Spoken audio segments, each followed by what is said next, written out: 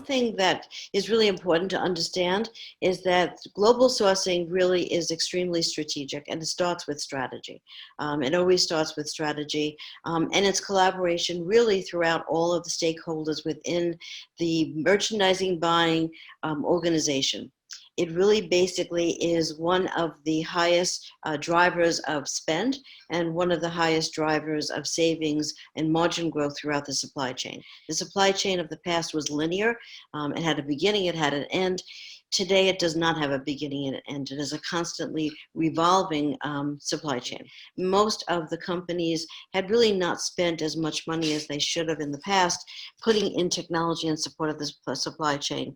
But today, they really understand that you have to have supply chain visibility, because what's important today more than ever before is that you have to, where is the inventory?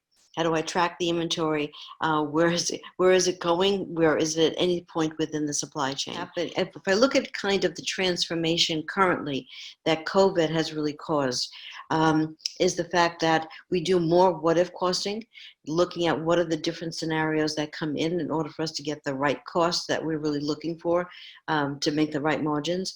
And then the lead time variability. We don't have we used to be 52 weeks, everybody was happy to, it went down to 26. You're now looking at probably 16 to 18 week lead times in order to get the right product to the customer today, because the evolution of innovation is faster and change is happening quicker than ever before. Analytics are more critical today than ever before. And we're really reskilling our labor force. So we're increasing our digital supply chain talent because we need to be online and offline invisibly. It has to really kind of work together. You know, and there are some budget constraints because you're connecting a lot of moving parts, but for the most part, people are really looking at this probably more critically than they've ever looked at it before.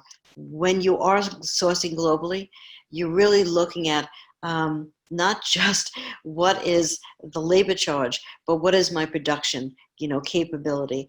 What is my efficiency of production? Because it really comes into play as I'm looking at my pair of jeans. So the big thing happening today is the digitization of the supply chain, which is really kind of exciting, I think anyway, because I really feel strongly that this whole supply chain or the support to the supply chain for years has been lacking.